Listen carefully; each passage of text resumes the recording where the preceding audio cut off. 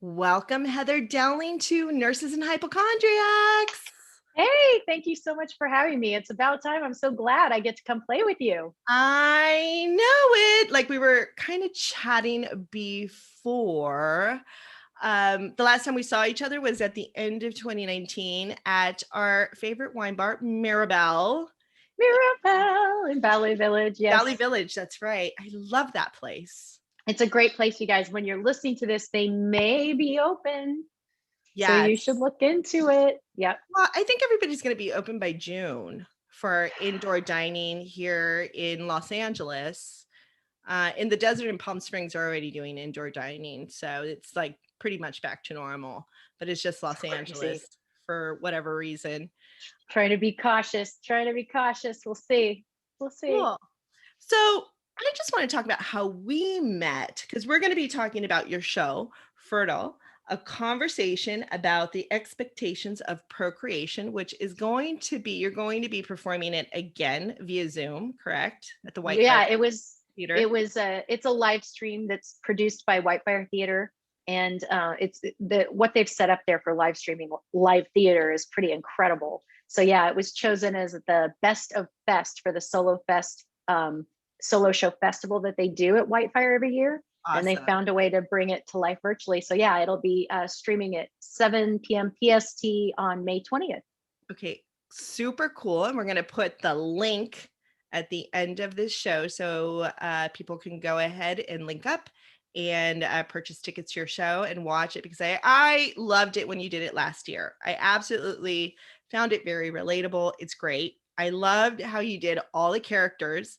And we're going to kind of dive down on how, well, I mean, we met through doing shows. We met Yeah, at the Hollywood Fringe Festival in 2015. 2015. That's right.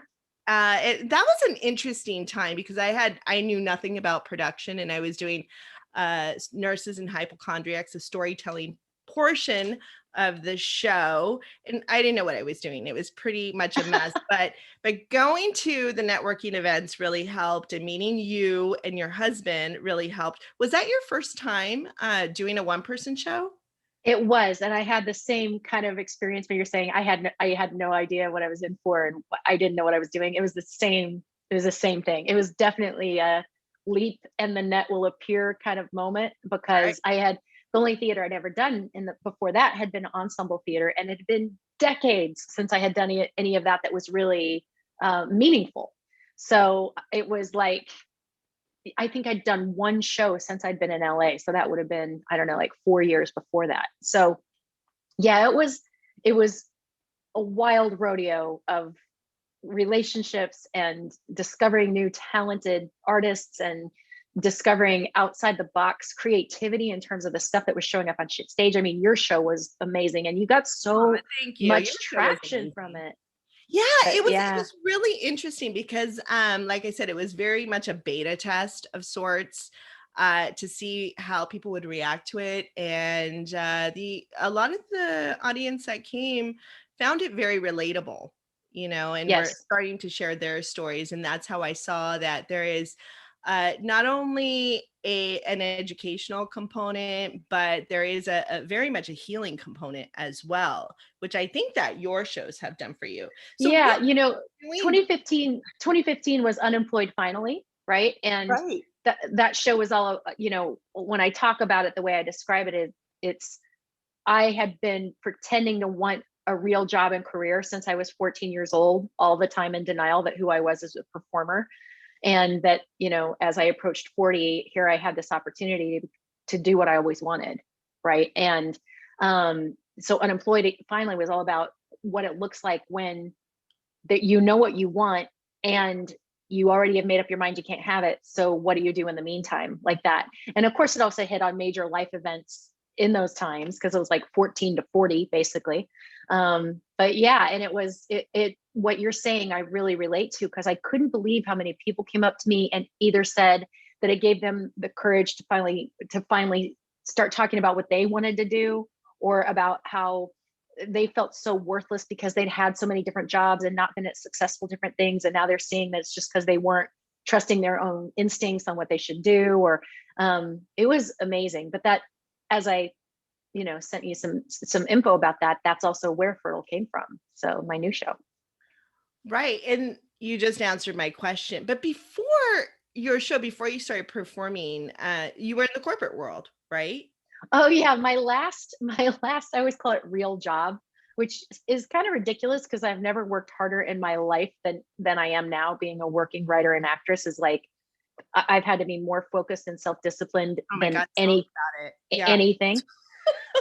So, but my last real job, I was the director of operations for a legal services company that did document retrieval for law firms and insurance companies that were in the middle of claims litigation. So I was dealing with attorneys, paralegals, claims adjusters, and courts and healthcare facilities when HIPAA was being introduced, the Oh, Privacy Act. wow.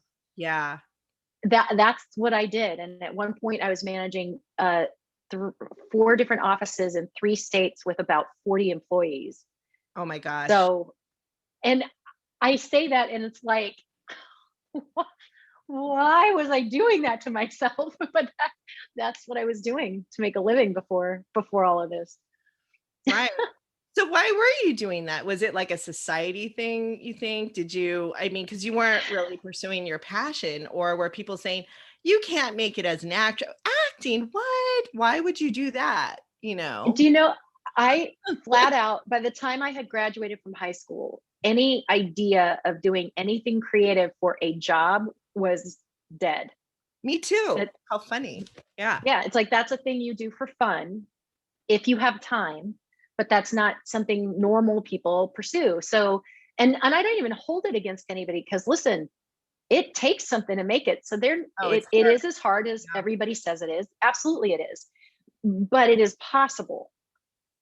But so, not to put any, I don't blame anyone. I mean, I remember my high school guidance counselor, it's in unemployed, saying to me, well, you could minor in the theatrical arts if you want, but boy, oh boy, what could we focus on? And she kept pushing me towards journalism or whatever, because I did love to write even then too. But yeah, I just gave up on it. And the thing is that then it just led. I mean, that's why that first show even happened. It was my brother-in-law when I had been working remotely for this last job when I first got to LA until they could replace me in that position with somebody there. And when that job went away, I found myself unemployed for the first time since I was 14. I had never not had at least one job, if not more, to make ends meet. And my brother-in-law was like, didn't you always want to be an actress? Didn't you want to write? I mean, isn't that kind of what you wanted to do? And so it was literally the first time when I had by then had well more. I mean, at that point, I think I'd had 35 different jobs over the course of my life. And Wow. not joke, because at any given time, I'd have at least 2. Yeah. I hear And you. usually I'd have some small business that I was also trying to get, like a work from home business, because I knew I could never make the kind of income I wanted at my regular job. Right. So I was always like trying to hustle and create other things. But that was the first, he really was the one who said, you could write a show about all these crazy jobs you've had, the stories you've told me about your bosses and your He was employees. your muse. 100%. Timothy Dowling, screenwriter, brother-in-law extraordinaire, was the one who got me. And I laughed at him like, you're insane. I'm like, I'm closer to 40 than I am to 30 right now.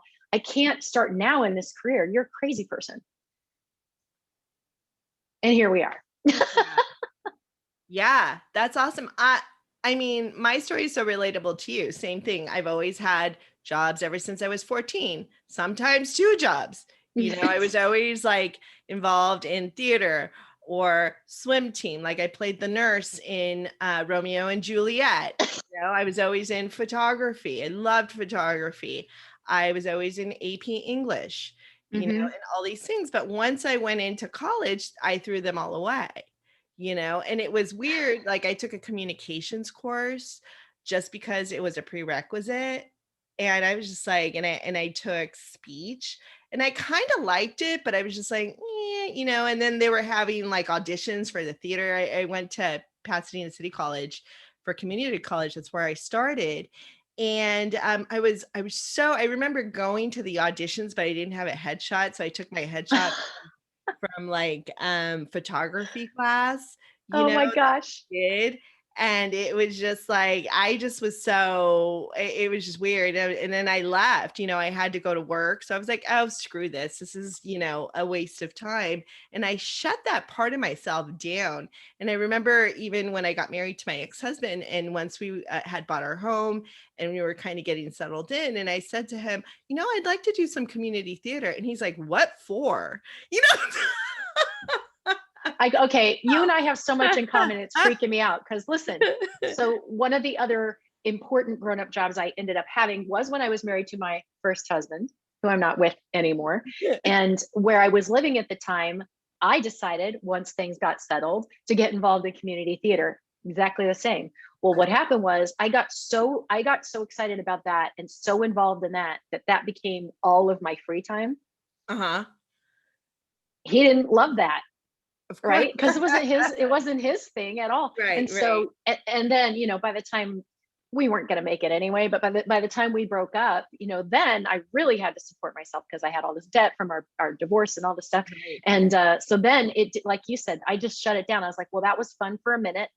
I'm glad I got to do that as an adult, and we're done now. And I honest to goodness, if you had asked me after that if I would ever be on stage again or I would ever try to act again, I would have laughed. Yeah. And so it's so surreal to me that my life is what it is right now. I mean, I really think I don't believe in meant to be. Like, I don't think our life is mapped out and that predictable. I think that in every given moment we have a choice, but I think always I have been divinely guided. Yeah. Like, this is what you should do. Do Yeah. what you love. And there's always been the push, right? Like when I was writing for the newspaper, I won awards for my newspaper writing when I started to indulge in the issues impacting community and writing for the arts. And like that's Yeah. when I Yeah.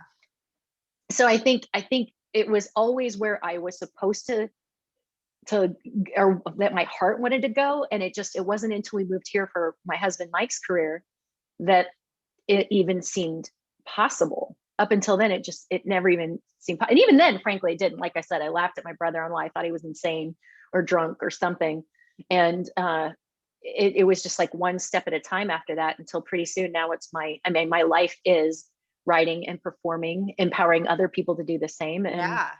auditions. That's my life now. Yeah. And that's so awesome. And you know what? Being in Los Angeles, yes, it is. There is tons of opportunities here, tons. I grew up in Los Angeles. I grew up with my dad at the age of 4 taking me across the street to watch The Incredible Shrinking Woman Oh, that was being filmed in Eagle Rock, that at is that time. so cool. And I remember as a kid that this is what it looked like to me, that this production company took over all of Eagle Rock. And if you watch the movie, like I haven't seen it in a while, but I have to watch it again, you can see it. It all takes place in Eagle Rock, which is a little community. But I remember that, and I was so in awe, and both my brother and my father have worked for the motion picture industry, Oh and wow. so going on set was normal. I've been a nurse on set because I was like, "Ooh, this is an opportunity. This is kind of neat." But as far as writing goes, like I always had an itch, and I've told this before on the show. Um, and I was having a lot of burnout, and I told great stories on the units, and I was telling stories of the guys that I was dating because they were all wacky.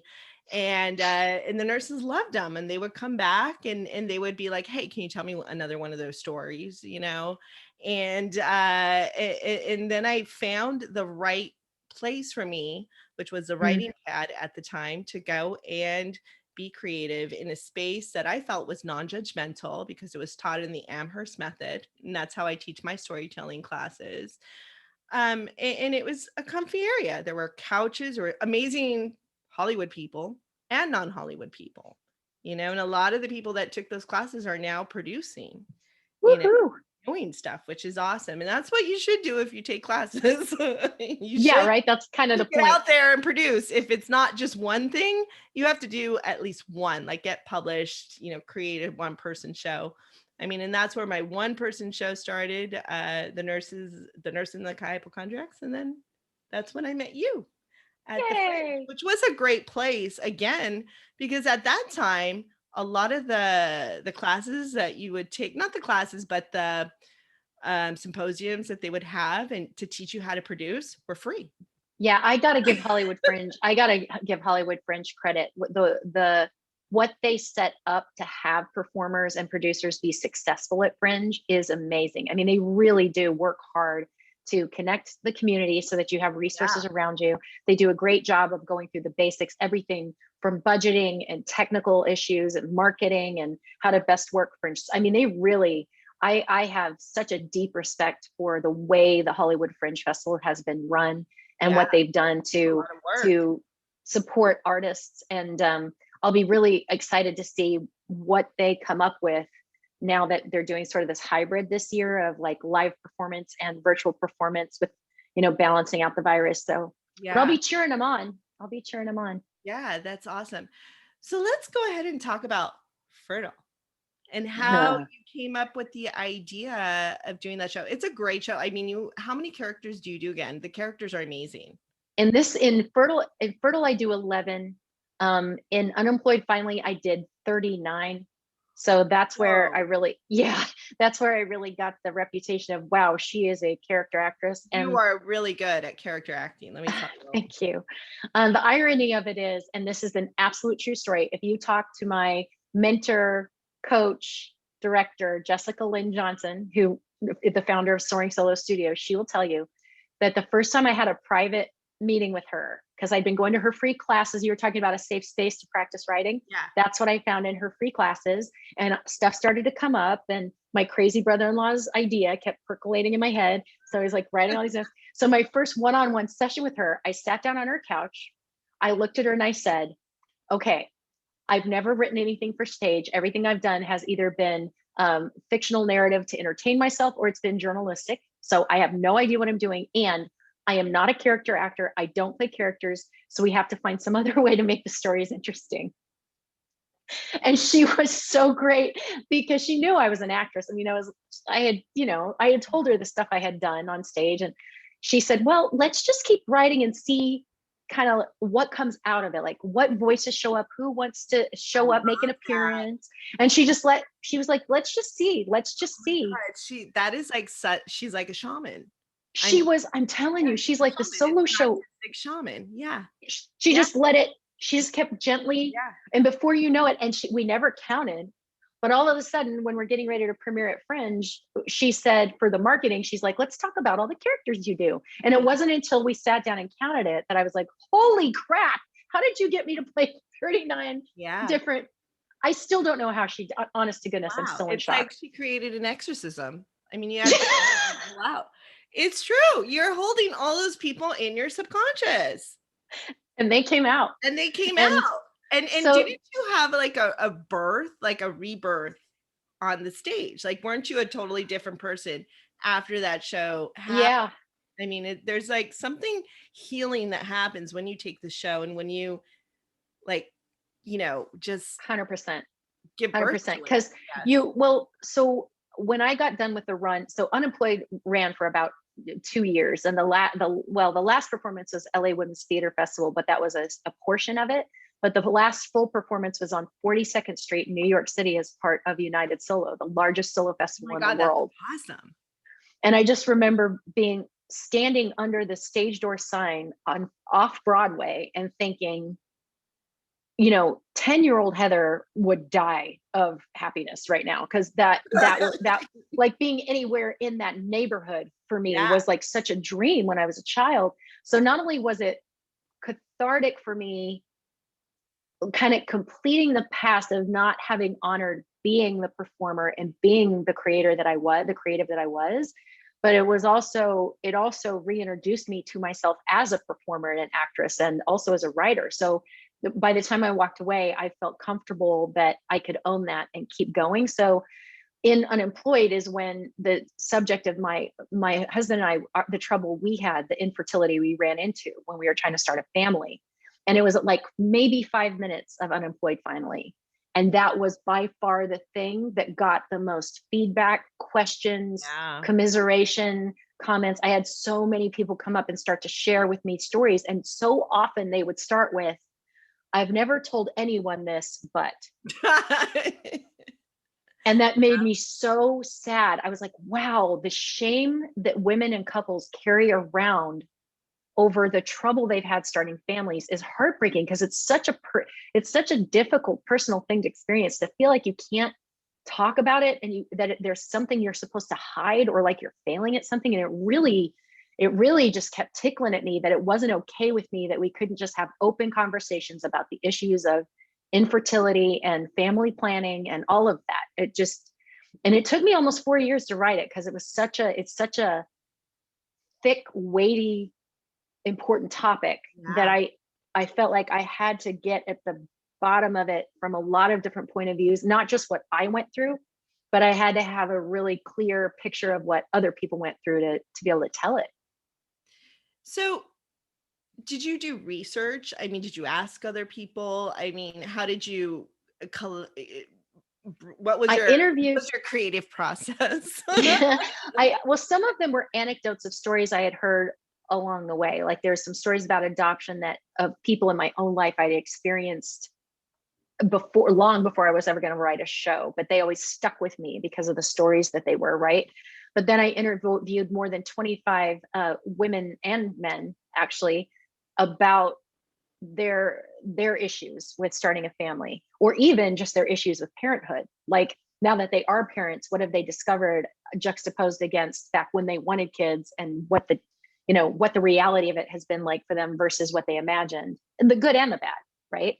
So I don't want to make it sound like it's all bad stuff, because it wasn't. But I interviewed so many people, and it started to fill in, first of all, my suspicion that people are not supporting each other and telling the truth about what they're dealing with, and that women in particular feel so alone in going through it, and then they take it as such a personal failure. And it was also really eye-opening to hear some of the stories from men, because I knew how hard it had been on my husband, but hearing kind of the experience of being left out of something that was so important. Like, the problem was with the woman, she was having to go through treatments or whatever, the husband or the partner having this feeling of helplessness and uselessness, and wanting a family just as badly, and having so little to offer. And even worse if the problem lie with them, right? So Mhm. it was heartbreaking. And it was, the other thing that was shocking is how many women have miscarriages and don't feel like they can talk about it. And I'm like, man, we have got to break up the stigma and the shame around this, so that women can begin to be open and vocal and understand that these things are sadly normal. It's Yeah. not, it is a very regular, normal condition, that things happens all the time, and that you don't need to hide it, because guess what? Your next door neighbor will be so happy to hear that you've been through it too, because she feels alone also.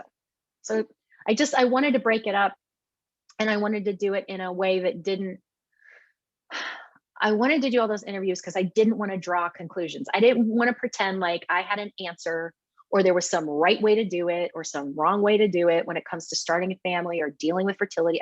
Because I don't have those answers. But what I do know is you've got to arrive there for yourself and get complete about it to really make a choice. It's so And true. I was able to do that. And I wanted this show to be an opportunity for other people to start to get there, to start to explore and think about things maybe they hadn't thought about, to start giving themselves permission to find what is right for you. Because no one has a right to tell anyone how they should, shouldn't, or are supposed to start a family. No one has that right. That is so true, and that's such a great point that you bring up, because everybody wants to follow that society norm. Like, oh, I'm supposed to get married by this age. I'm supposed to have a family by this age. And I see it on some of the Facebook sites for nurse practitioners, where these new nurse practitioners, very young, are like, okay, so I want to have a baby, number one, at this time, and I'm going to finish grad school at this time, and I'm going to take my test, and I'm going to get my new job, and then I'm going to have baby. When do you think baby number two would be the best time to have. And I'm just like, oh my God, I just wanted to pull my hair out. I mean, I did it all without having children, and that was a choice that happened because I never found the right partner. And also because I was like, how am I supposed to do all of that? How am I supposed to go to work for 8 to 12 hours a day, leave my child, I don't know where, expect my partner to either go pick the child up or I got to go pick it up. The stress of that is absolutely out of control. Society does not make it easy to be a mother, you know. Well, yeah, Um, sometimes I call it, and I don't know how people feel about this, but sometimes I call it the feminist backlash. Like yes. the part that we sort of forgot was, yes, you can have it all, you can do it all, you can, and it costs something. Like Right. if you choose to want to do it all, it's going to cost you something, because you can't physically be three places at once. So I get, you want to be a master baker, you want to have a perfectly clean home, you want to entertain for holidays and special events, you want to have perfectly behaved children that are doing well and thriving in their community, you want them to be able to participate in sports, you still want to stay sexy and good shape so that you can please your partner, whoever they are, you want to look good, feel good, and be healthy, and you want some alone time. Okay, pick one, right? So Right. it's like, there and there, yes, there are absolutely ways to create structures so you can have all those things, and it will cost you something. That's just the reality. There's not, you can only be in so many places at one point in time, and so every one of those points in time, you're making a choice. You just are. And so I think it's like, we women got a lot more freedom and opportunity, but we didn't let go of any of there's no responsibility, obligation that didn't kind of stick with us too. Right. So now we have both. And I think there's this crazy expectation that you should be able to do all of it. Right. Right. And that's a whole, I mean, talk about, that's a whole other show. But that was it was an interesting Very aspect of true. what you're talking about, of women I knew that chose not to have children, um, because they had such ambition, or they had something that they were so passionate about, that they're like, I don't know how I thrive at this thing and thrive at being a mother. Like, I could be a mother, but I couldn't be as good at that as I am as this thing that I want for a living, And the other thing I heard from a lot of them is how much they felt judged about that what they should care about more than anything else is family. Yes, and and that's how my brands came to, very much like you. That's how my brands and my shows came to be, because I remember when I first got divorced, I was very young. I was like in my early or late 20s going into my 30s, and I would see people at parties, they're like, "Oh, you're still single? Oh, you're still single?" And I was just getting into grad school and figuring out, okay, I went through all of that, and now is I was really going through, like, what is it that I want to do? What do I want to pursue? And and so then I got the idea. I was like, oh yeah, notoriously single girl. So that became, many years later, when I finally got the courage to launch my blog, it became my blog, you Yeah. know and now is opening up to other things. And but yeah, I mean, sometimes you have to go through, it's the hero's journey. Yeah, uh it really is, isn't it? and Yeah. it is, if you choose to have kids, I think it's great. I love kids. I've worked with them for 25 years as a pediatric nurse practitioner. Absolutely love the population. I'm in places, kids will come up to me and give me hugs out of nowhere Yeah. and stuff. And it's great, but I never had that, I need to have a baby, and I see that of people. And I was like, okay, do you even know what you're getting into? Because it's a lot of work, and I've worked from I've worked as the baby nurse, in deliveries, watching children be born. I've been in the neonatal intensive care with the preemie Oof. babies that shouldn't be born, but sometimes are. And a lot of them do make it and come out as really great human beings, healthy and everything. And a lot of them don't. So that's a lot to consider when you're having a child. Well, and especially, like for us, so it's not in my show because I didn't want to get on a tangent. But I'm a multiple sclerosis patient. I think you know that Oh I'm an yeah, MS yeah. patient. And for women with MS, starting a family is a complicated thing anyway, because there are no medications that are safe that you can take while you are trying or while you are pregnant for MS. So that's part one. So you have to be off your medication for a certain period of time before you can start to try. Okay. So that's what we did. And then if you run into problems getting pregnant, if you encounter that you have other things going on that make it difficult for you to get pregnant, it just is extending the amount of time you're leaving this disease untreated. Oh And wow. that would be true of so many conditions that people have, that it's like you're making a choice. And there's even some medications I know that men take for conditions they deal with, that if they're taking that, they shouldn't reproduce either, right? So it's not just unique to this, but so every month that would go by that I wasn't pregnant was one more month that I wasn't treating my MS. Oh The wow. other thing, the other thing about multiple sclerosis is typically when a woman, ironically, during pregnancy, women with MS do great, because MS is an autoimmune disorder. When you're pregnant, your immune system is suppressed to protect the growing fetus, Right. right? So you feel great. But after delivery, your That's wonky immune when. system goes into high gear, and very likely women have a really bad relapses with their MS. And sometimes some of those disabilities don't recover. Like you can end up in a wheelchair, you can end up losing some sight, you can end up losing mobility in a limb. So here we are, like month after month after month, going through, discovering what's going on with my fertility and the issues we're having getting pregnant, and the clock is ticking and we know it. And at the same time, I'm thinking, okay, so if we manage to so let's say that we manage to solve the fertility problem and I get pregnant and deliver a baby, how's it going to be for my husband if he has a brand new baby and a wife in a wheelchair, Oh my God. Yeah.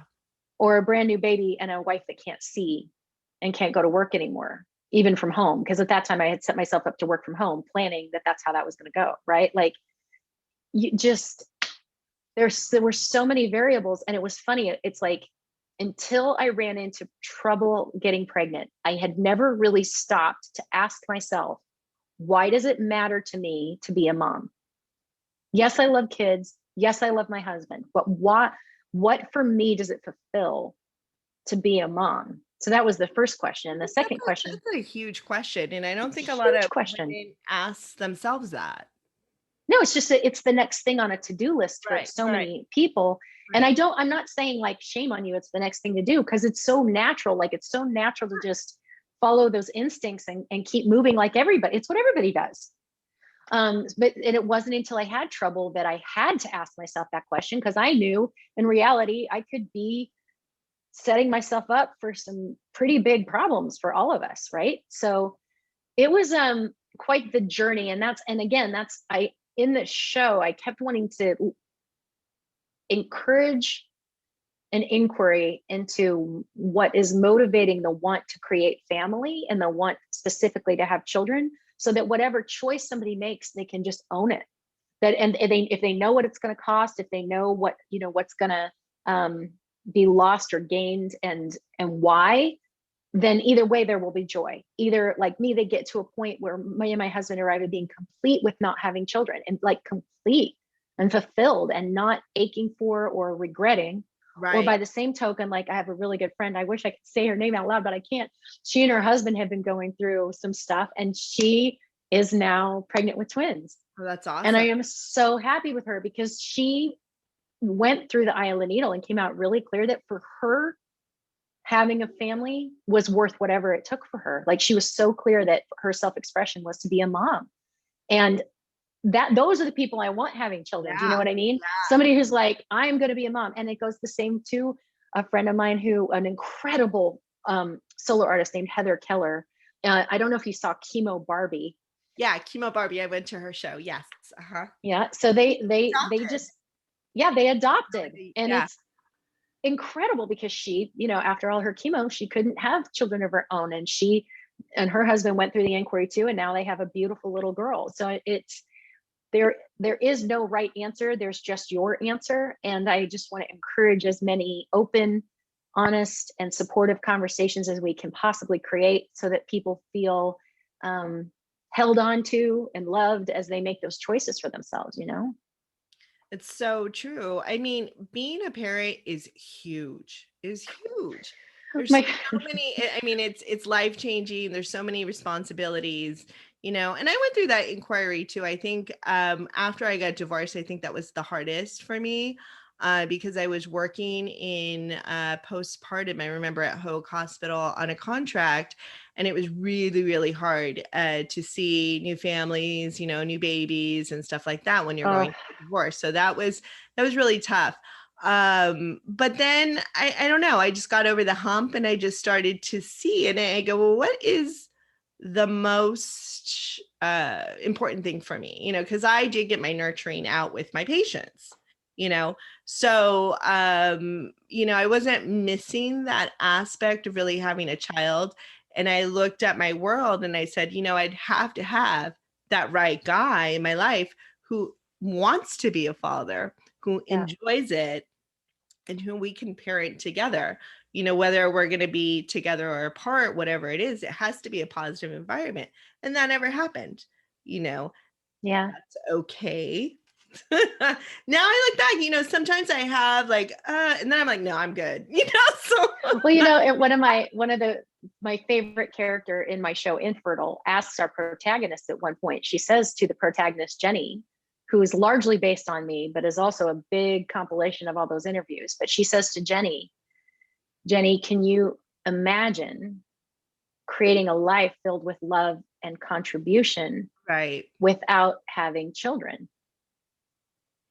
And that was kind of the question I had actually come to for myself when the chips were down and I was beginning to we were still having trouble with fertility. We were having issues around in vitro. And I had a relapse with my MS. We could feel a relapse beginning.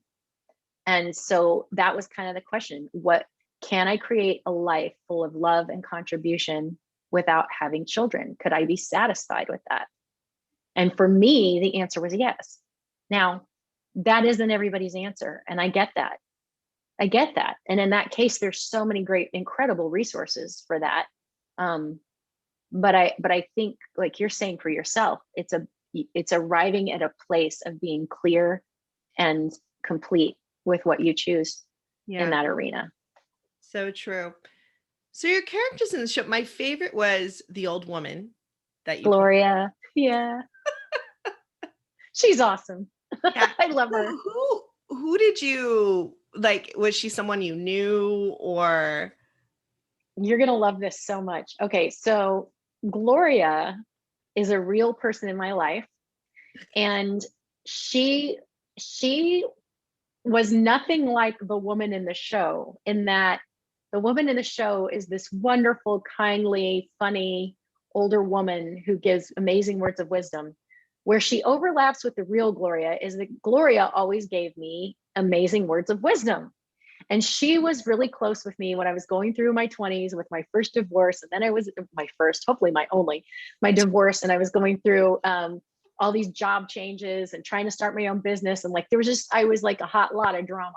And this woman was like, I called her my Arizona mom. At that time, I lived in Arizona. And she kind of took me under her wing and was always there to kind of guide me through this insanity. But the difference between Gloria that I bring to life and the real Gloria is that Gloria is so blue with her comments and can be so inappropriate. Like, it's not even funny.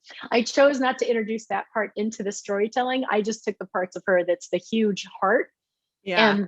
and the wisdom, because I didn't want people to get distracted by some of the inappropriateness. And she came to, it was so great. I got to stage the show actually in Arizona before the world shut down, That's so October cool. before last, on her 80th birthday, Oh my gosh, that's which amazing. is how old she was in the show. I got to do this show for her in Arizona. She got to be there with her daughter and a bunch of our friends, and she loved it. So, and she did laugh. She's like, "You made me much more clean. You cleaned me up real nice," she said. So, You cleaned me up real nice. yeah. I mean, like I said, I love, love, love how you do characters. And it reminds me of um my one friend Gary, who was just on the episode before this one, where we were talking about California sober. Sometimes we'll go to lunch, and he goes to AA, and he'll do the people in AA, which is I know you're not supposed to because it's supposed to be anonymous, I mean, right?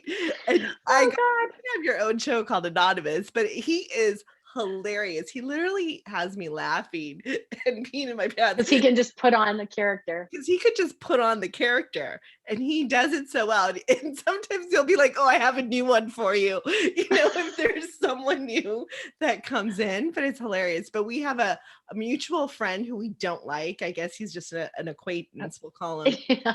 And we'll sometimes sit at lunch in Palm Springs, and we'll be like, "Oh, let's do so and so," and we'll be like talking like him. And so, like, we'll just go into his character, the both of us, and we'll be Yeah. like, In same. my class, in my teaching, in my coaching, I would call that source of inspiration. He's a source of So inspiration for true. your Oh storytelling. my God, it's so funny, but it's so much fun to do these characters and stuff. I mean, so how do you, again, let's talk a little bit about that, because I believe in with the work that I do is that these characters are kind of in your subconscious, and the work that I'm doing now, which is more artistic shamanry and helping people to get their stories, because sometimes we get so stuck, and what'll happen is we get triggered and we'll go back to that place in time, and we'll start reliving that event in the present moment.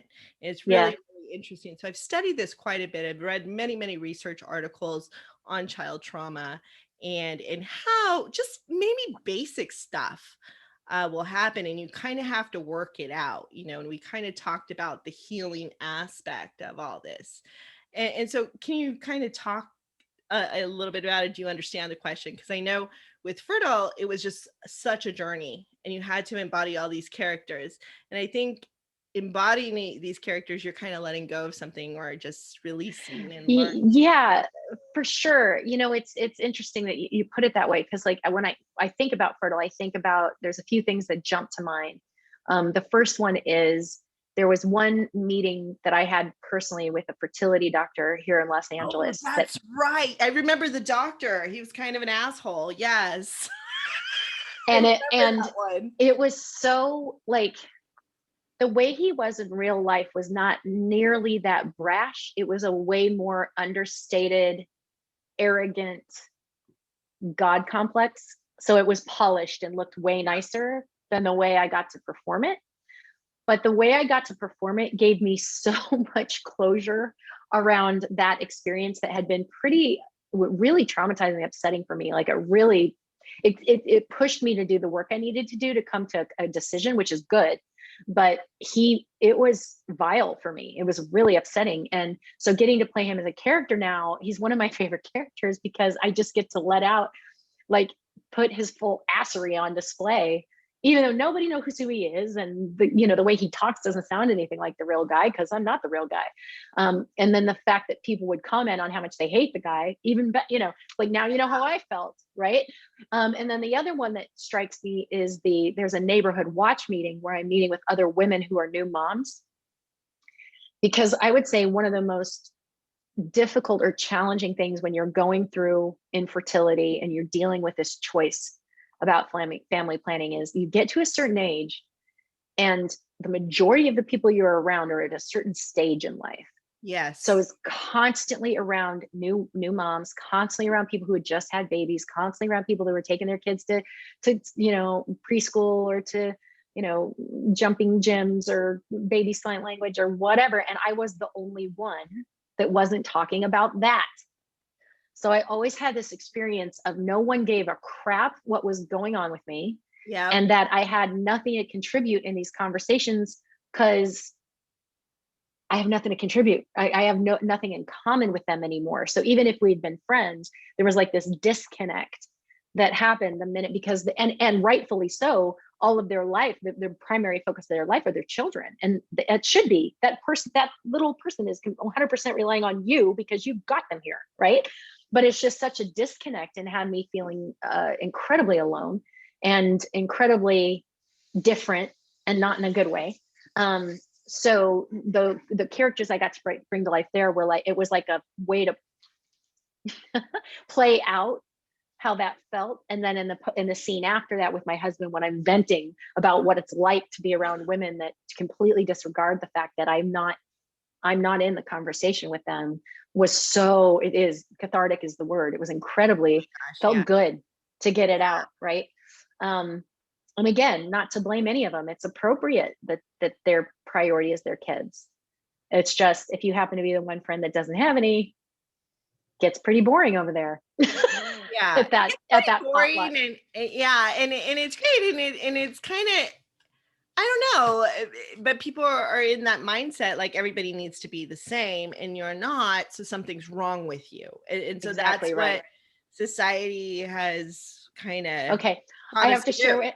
I have to share with you the thing, and I Yeah, know I can only go like another 15 minutes, but I yeah, have to share with you the thing that made it absolutely undeniable I was going to write this show. So here I am headed to a commercial audition. And you walk into a commercial audition, everybody's sitting in the waiting room and da da da. And this was a spot where there was going to be a man and a woman. They were going to create a family, husband and wife. And there's this guy there with this adorable little girl. She was probably like 2.5, maybe. And I'm the same way. I love kids and kids love me. We can play forever. We have so yeah, much yeah. fun, right?